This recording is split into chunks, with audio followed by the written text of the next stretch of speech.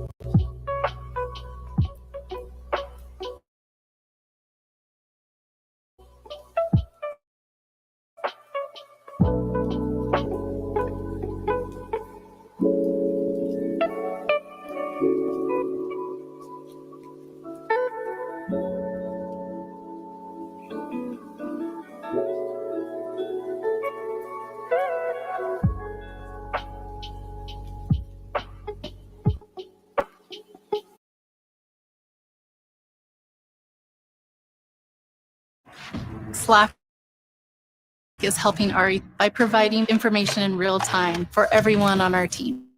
We have a lot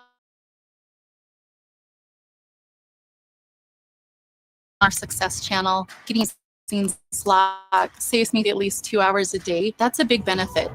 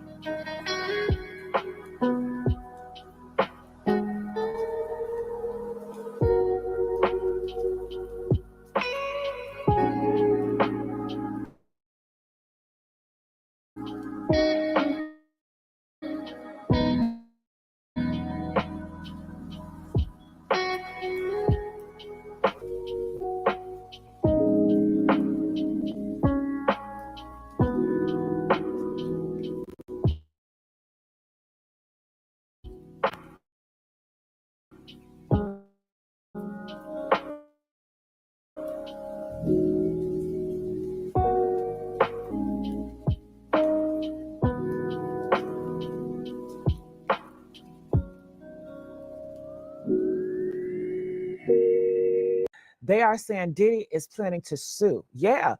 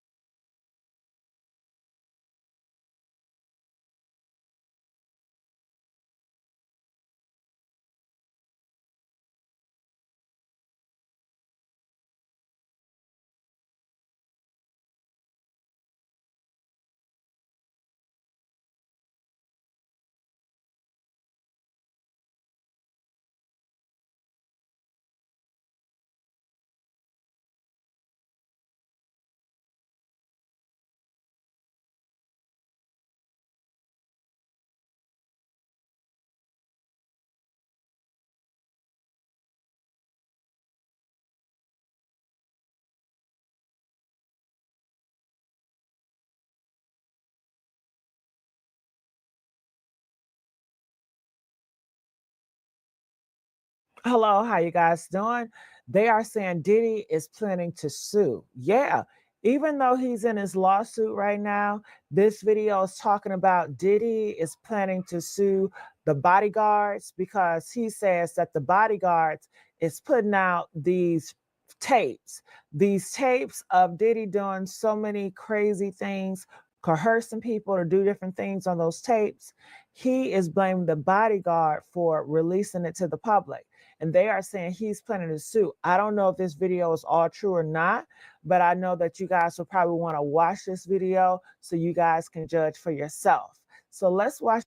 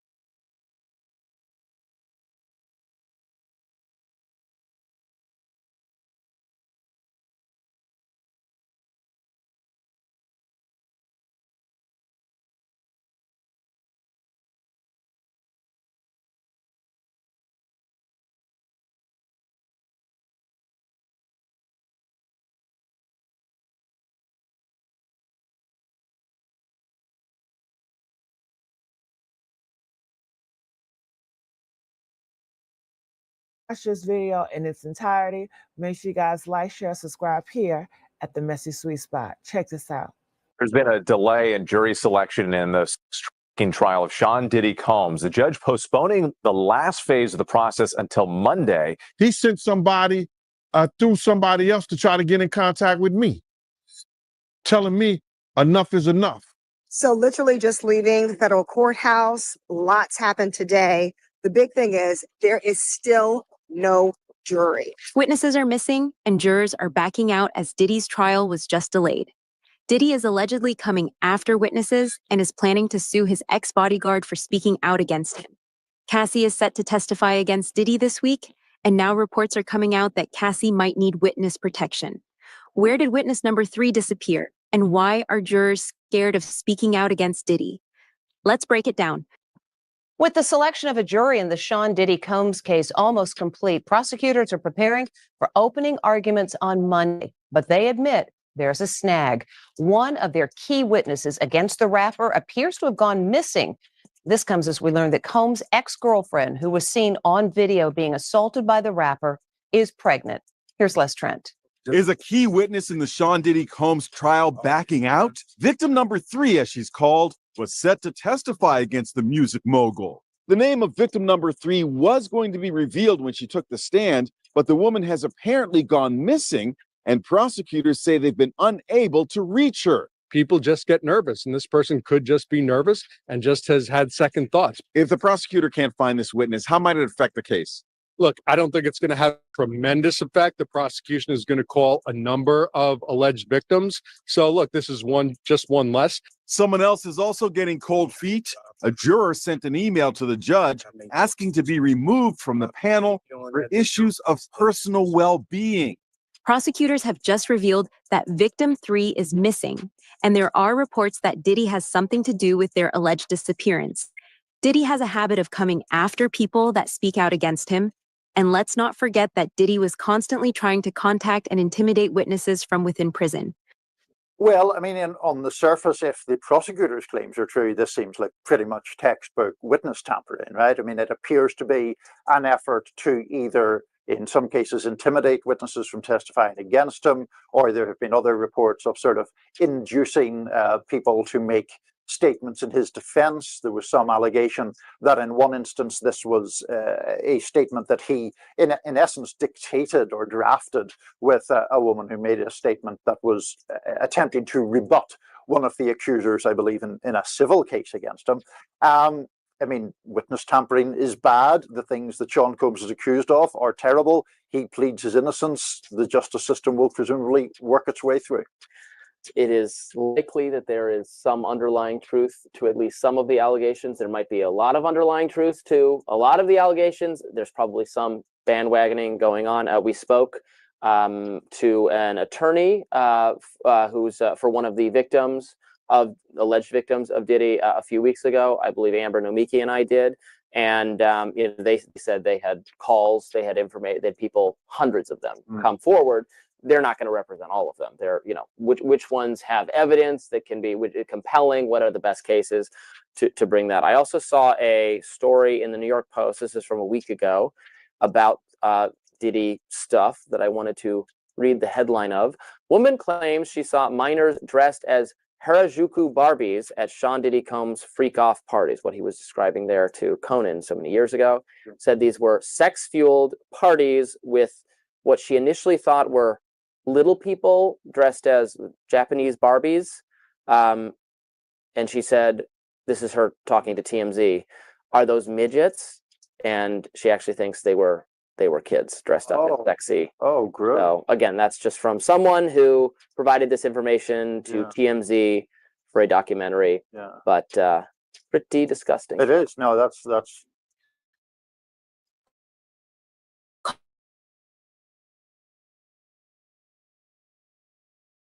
Call record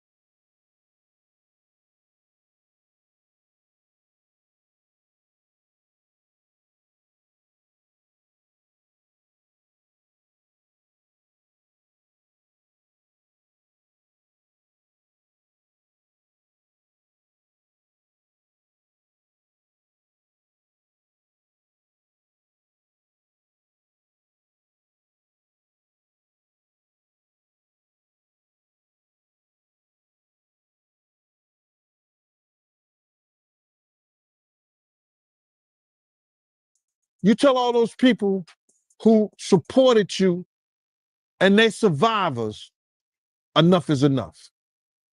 You didn't tell me about that. So he tried to get somebody to reach out to you? Now I got a phone call from Kirk Burrows. And Kirk Burrows, and I ain't gonna even give this guy no play. Not Kirk Burrows, but one of the Puff dudes that I know that's real close to him said, Kirk told me, yo, he want to reach out to you, Gene. He want to speak to you. I said, speak to me for what? What do you want to speak to me for? If he's trying to speak to me, it's for Puff. Point blank. I know the dude. I know how close he is to Puff. He's been with Puff from day one. So he ain't got nothing to say to me, bro. But Kirk Burrows did say to me that the dude said enough is enough. When do it become enough? This is relayed to me by Kirk Burrows. This guy is like this with Diddy. You seen him on Drink Champs with him. You see him walking the streets in Miami with him, the whole 9 yards. So I'm saying to him, what do you want to talk to me for? He ain't got nothing to say to me. He said, yo, Gene, he said enough is enough. You know what I'm saying? Enough is enough to what? And I told Kirk Burrows, yo, if he wanted, I said, he don't want to talk to me for himself. He wants to talk to me for Diddy. And I ain't got nothing to say to him. He ain't said enough is enough to Wolf's mother when he cursed out and told her all kinds of shit. Did he say enough is enough to Big's mother? What do you mean enough is? That's how that conversation went. How did you feel about it after you were done? I felt that, like, because they must have got at Kirk Burrows, because Kirk called me with the bullshit. Yo, you got to fix that. You know this, man. God, excuse me. Listen here, bro. I don't care nothing about none of these industry cats and what they do and how they do it. That's their business. You understand? I will tell a man how to screw his wife and how to spend his money. You don't tell me what I got to do with my tongue.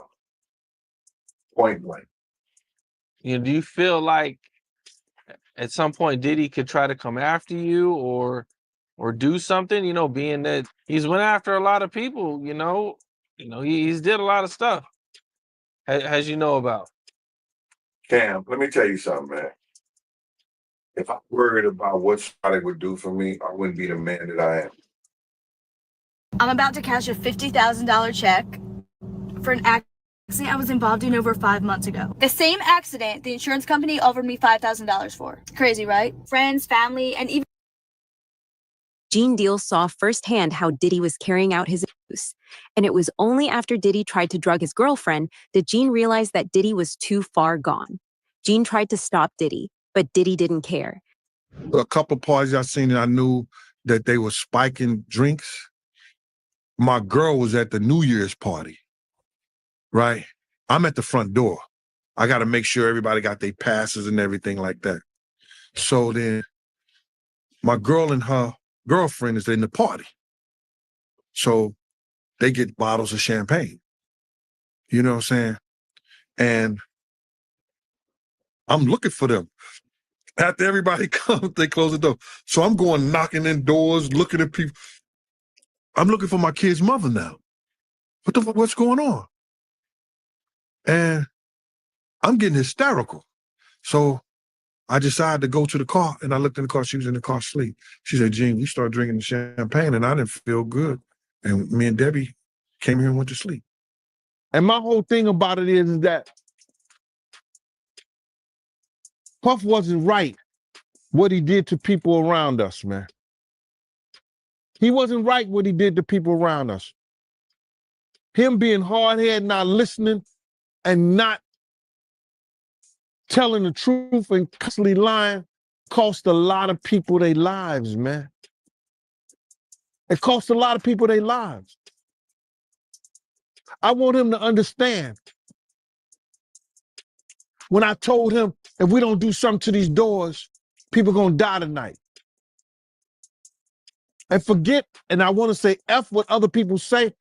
Everybody know I told him that. Our whole crew know I told him that. From Slick to Nord, Bunny, Big Boy, Eddie, All the people that was with us that night know I told them that.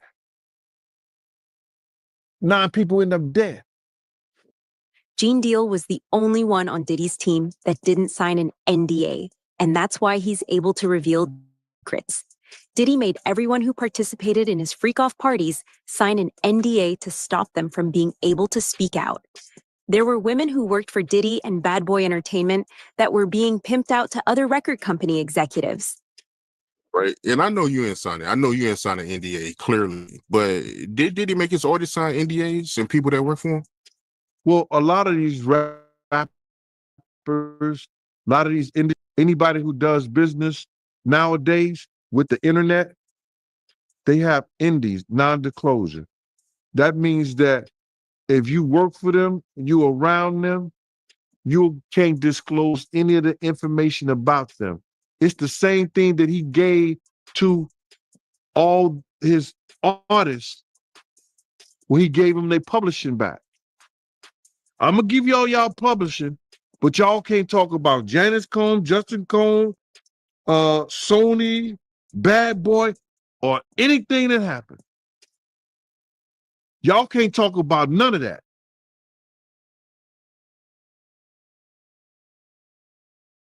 But there's some artists that didn't say anything, that didn't sign it.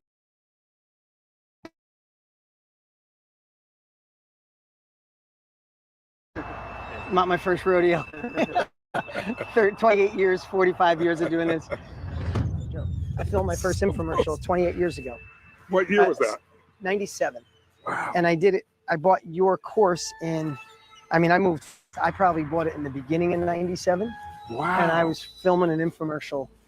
Like literally, I went through what you did and it just hit me. It doesn't hit everybody that way. Yeah, of course. Right? But it hit me in a way like, I have to do this. Like it wasn't even like I wanted to. I didn't even know it was an industry. Yeah. And the fact of the matter is, I mean, you probably noticed, but I had never read a book in my life from cover to cover. Never this once. is a conversation. Yeah, we should. We should have that conversation. We should. Because it's completely authentic and No, everyone can feel it. let's do our origin story on that. I think that's a great because idea.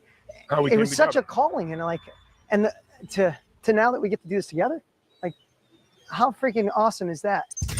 In response to one of the most significant shifts in economic and professional landscapes in recent decades, Tony Robbins and Dean Graziosi have announced the launch of their first ever Thrive in 2025 virtual live event, streaming globally May 15th, 2025. Are you really going to miss this? So he has resorted to violence. There are bigger names than Diddy involved in this, and if Diddy goes down, they're going to go down with him.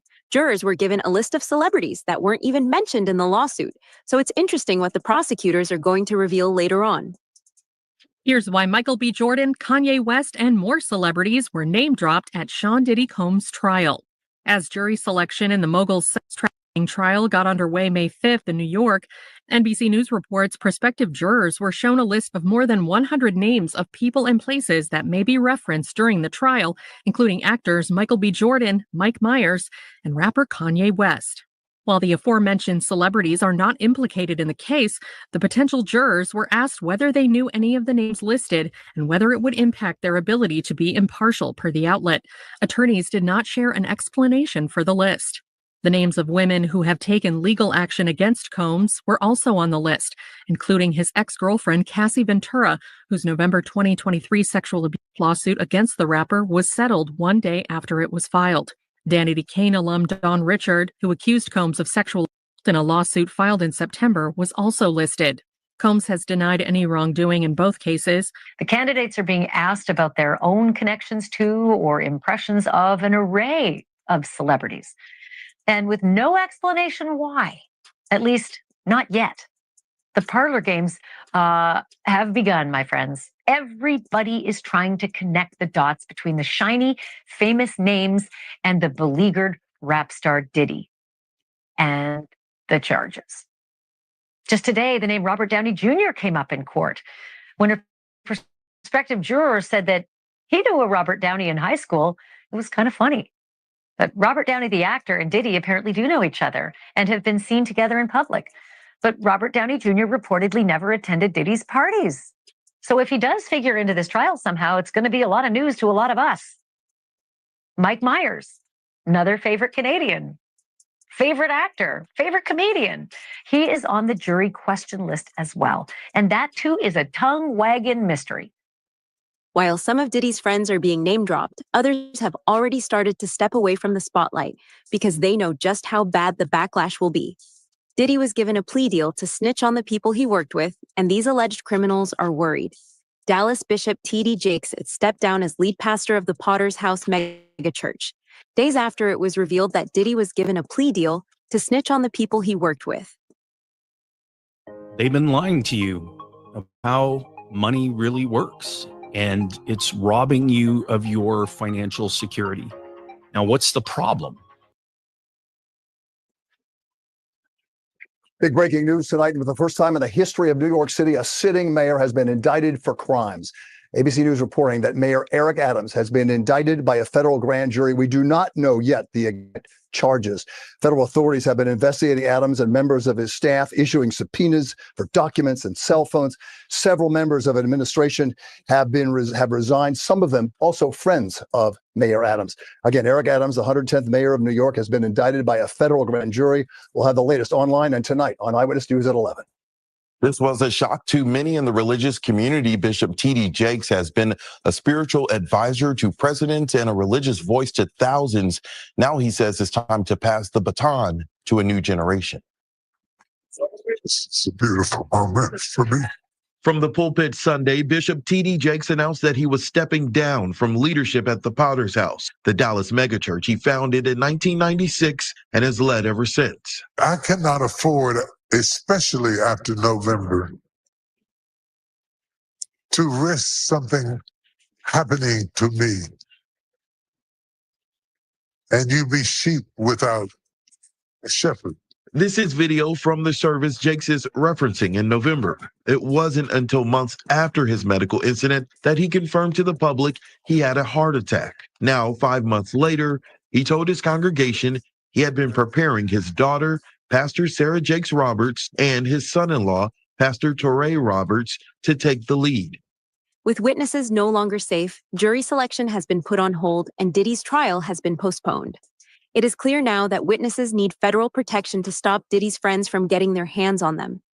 So literally just leaving the federal courthouse, lots happened today.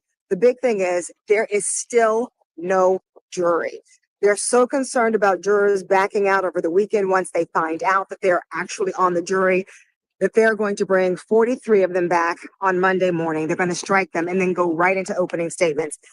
Part of that is because they received an email overnight that one juror backed out. She was like, this is just too much. I can't do it. Too much pressure. They had to strike another juror who did not give accurate information.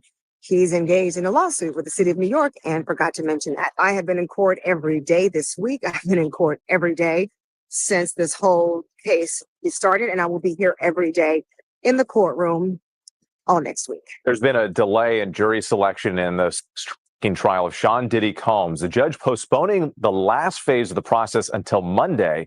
Here's ABC's chief investigative correspondent, Aaron Katersky.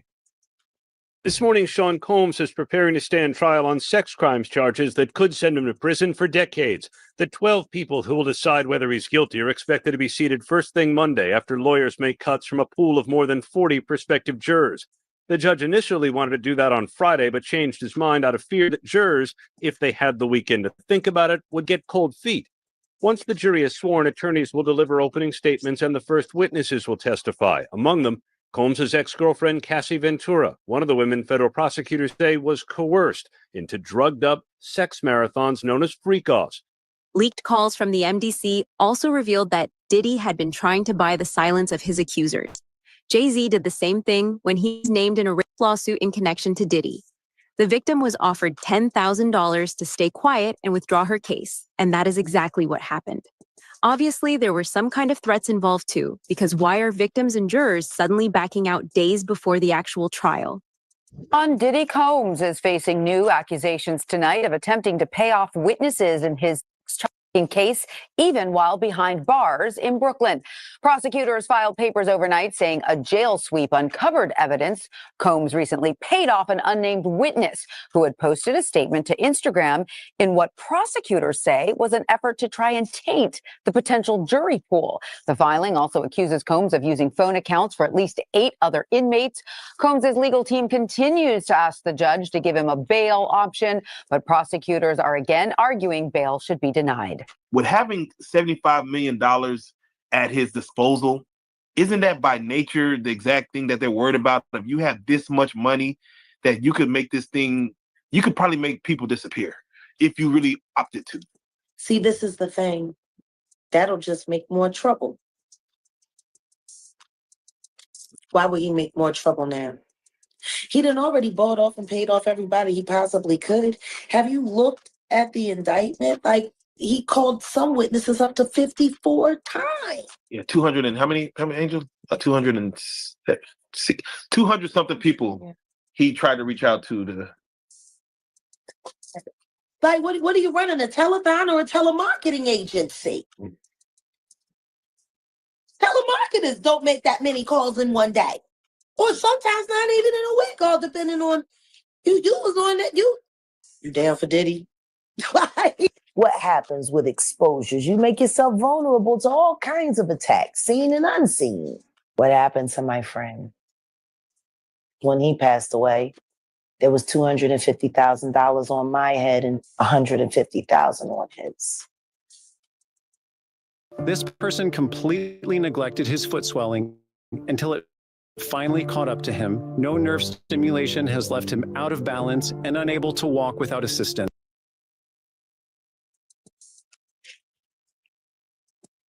But what if I had decided to go back with my head held low and said, Sean, I'm willing to play the game, and then found a way to get inside of him and move him around? Interestingly, Diddy's new legal move is to try and shift the blame over to the victims. His lawyers have now revealed that they're going to claim that Cassie was the one who was violent in the relationship and Diddy was only defending himself. This claim is completely unbelievable and easily disproved once you look at the tape of Diddy beating Cassie. Dangerous and violent man.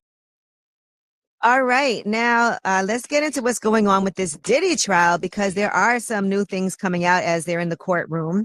And one thing that Diddy's defense team is leaning in on is saying that, yes, Diddy was abusive toward his ex Cassie, but they're also saying that she was no angel and allegedly got violent with him as well. It's day 4 of the Diddy trial, and the prosecutor and Diddy's attorney had a very interesting exchange with the judge. It kicked off with Johnson telling the judge that the victim one, who they believe is Cassie, will not be cross-examined about certain medical issues.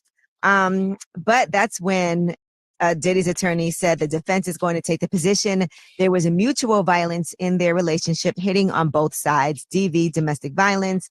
He said, we are absolutely going to admit to domestic violence, but at what point does it become coercive? And that's when the judge clarified, saying, you're arguing that they are just violent. And he said, right, we are saying that it's relevant.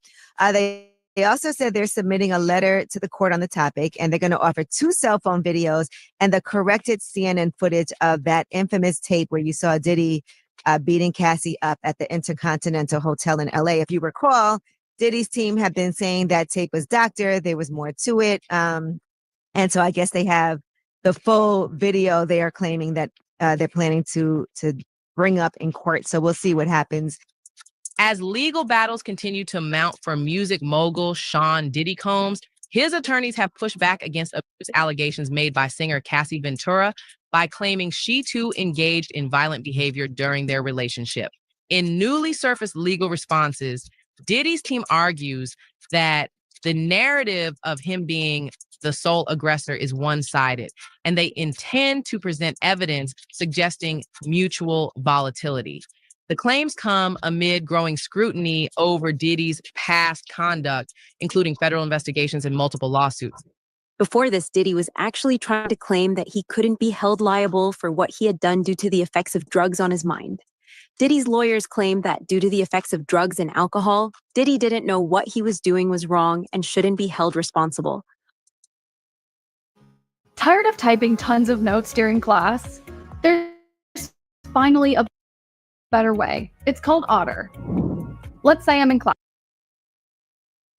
According to Diddy's defense, what he's saying is that his mental capacity to commit the crimes while he was wasted is part of why he's saying, he should not be charged in these crimes. He even has a doctor who is lined up to testify. Now, prosecutors have filed their opposition to this line of testimony.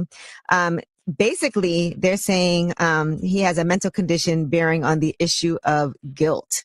So I don't know what he's trying to prove. Right. But which crime is he saying he did? I guess what he's saying is the effects of the drugs and alcohol on his memory and cognitive function. They're saying his defense is trying to say because of that, he shouldn't be held liable for what happened. So I don't know. This should be interesting to see how this plays out. Prosecutors also want to block testimony of a forensic video expert that says that video was basically altered. That's what. Which video? The Cassie? With Cassie, yes. All of this proves that Diddy is guilty, and he's now just trying to lie his way out of jail. This is why Diddy's lawyer and the law firm that he had been working with for over 20 years dropped him as a client. They saw Diddy as a liability, and once they saw the evidence against him, they realized this case was unwinnable. Sean Diddy Combs' legal team is getting a little smaller as the rap mogul's defense team prepares for his May trial on sex trafficking charges. His attorney, Anthony Rico, respectfully but regrettably requested to be dismissed from his role, according to documents obtained by NBC News. Rico, who is one of 6 attorneys on the case, requested in the February 21st filing to withdraw as representation because, quote, under no circumstances can I continue to effectively serve as counsel for Sean Combs, consistent with the ABA standards for criminal justice. The motion continues, quote, while I'm aware that the local rule requires that an application for withdrawal of counsel is supported and granted only upon a showing by affidavit or otherwise of satisfactory reasons for withdrawal, there are sufficient reasons related to the protections afforded by the attorney-client privilege for brevity in my application for withdrawal as counsel in this case. So the high-powered law firm of Grubman, Shire, Masalis, and Sachs has dropped Combs as a client. Now, this is the firm of Alan Grubman, who is a very prominent entertainment lawyer that represents some very big names. The Weeknd, Madonna, Chris Brown, Paul Simon, Usher, Bruce Springsteen. In fact, by the way, Alan Grubman was inducted into the Rock and Roll Hall of Fame. He actually helped found that back in the 1980s. So it gives you an idea about how big of a powerhouse this firm is. Now let's go back to Sean Combs. So the rumor circulating is that this firm did this because singer and actress Lady Gaga had threatened to leave the firm unless they parted ways with Combs. This is according to reporting by News Nation. And it's a big deal because the rapper and producer had apparently been with Grubman's firm for over 20 years. He was friends with Alan Grubman by all accounts. I'm about to cash this check for $50,000 for an accident I was involved in over 5 months ago. The same accident that the insurance company told me I get $5,000 for. Friends, family members, and everybody told me I'd barely get anything for it. That it wasn't worth my time because of the hoops that I have to jump through. I'm so glad I didn't listen. Because now I'm basically getting $45,000 of extra money for free without having to jump through a bunch of hoops or desperately plead my case to firm after firm. Here, let me show you how I did it. I'm going to show you how I got this $50,000 check that I'm about to deposit into my bank account for an accident I was involved in over 5 months ago. The same accident that the insurance company. Diddy is nervous too and has been trying to get rid of any incriminating evidence for months now. His attorneys are challenging the search warrants used to search his homes in Los Angeles and Miami, arguing they were unconstitutional. The defense claims the warrant applications were overbroad and everything that the Fed seized as a result should be excluded. Jury selection is officially underway in the sex trafficking trial of Sean Diddy Combs. Chloe Malas was in federal court today. And Chloe, no jurors selected, but a pretty revealing start to the 8-week trial. Lester, that's right. It was an illuminating first day of court. Combs entered the courtroom wearing a crew neck sweater and a white button-down shirt. He had some gray in his hair and in his goatee. And at one point, he told the judge that he needed to use the bathroom and that he was feeling a little bit nervous. Now, also, several celebrities were named today, although they have been accused of any wrongdoing. They might be mentioned during the course of the trial. Their names are Michael B. Jordan, Mike Myers, Kanye West, and his former girlfriend, Cassie Ventura, who has accused him of years of physical and emotional abuse. And she is expected to testify during the trial. Now, Combs has vehemently denied all of the allegations against him. I also want to point out that celebrity attorney Mark Garagos, he was present in the courtroom. His daughter is Tenny Garagos, one of the lead attorneys for Combs throughout this trial. Now, a source telling NBC News that he hasn't joined the team, but he is advising on jury selection. Now, to Sean Diddy Combs, looking to suppress evidence in his federal trial, senior investigative correspondent Aaron Katersky is back with the story. Good morning again, Aaron. And to you, Michael, you'll remember federal agents from Homeland Security investigations were hardly shy when they raided Sean Combs' opulent homes in Los Angeles and Miami, guns drawn. The jailed music mogul now argues those searches and other searches of his iCloud accounts, electronic devices, and New York City hotel room following his arrest were unconstitutional. His lawyers argue evidence obtained through those searches must be suppressed. Diddy's lawyers say the government presented a grossly distorted picture of reality when applying for the search warrants, omitting certain facts and including salacious details from an unnamed producer that were never credible. Combs has pleaded not guilty to racketeering conspiracy, sex trafficking, and prostitution charges. The defense is also arguing here his ex-girlfriend, Cassie Ventura, was a willing participant in drug-fueled sex performances called freak-offs, not coerced, as prosecutors allege. This latest challenge to his case comes 3 months before trial, and as Combs loses one of his attorneys, Anthony Rico says under no circumstances can he continue to represent Combs. He offered no details about that decision, Robin. Okay. All right. Thanks to you, Aaron. We used a Spectrum savings calculator before. I learned that since we're existing Spectrum Internet customers, we get a mobile line for a year. Having a line for a year would be amazing.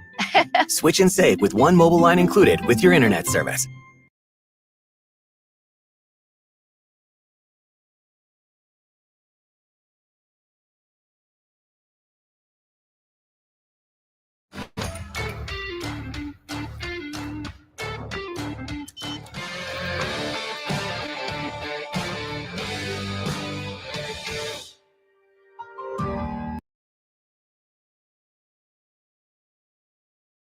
As I speak right now, Cassandra Ventura has taken the stand. Now, unfortunately, in this case, in a federal case, there are no cameras in the courtroom. There is no audio in the courtroom. But we are going to do our best to report to you in real time what is happening with her testimony and analyzing her testimony in real time. And we're going to also be taking your questions about this testimony, about the case in general, as it progresses. So if you have a question, submit it on YouTube. We will answer it here on air. I'm not going to do it alone. I have with me here in studio, Rich Schoenstein, trial attorney. It was great to see you, Rich. Thanks for jumping here so quickly. Really appreciate it. Glad to be here. Big day in this trial. This is a big day because she is victim number one in this case. I think it would be fair to say we probably wouldn't have criminal charges if it wasn't for Cassandra Ventura filing her lawsuit in November of 2023. We all know that the videotape of her purportedly being beaten by Sean Combs in 2016 changed the course of this entire legal saga. It came up a lot yesterday. She came up a lot yesterday, and now testifying for the prosecution. I think a fair argument is this case either rises or falls with her testimony. So what has she testified to so far?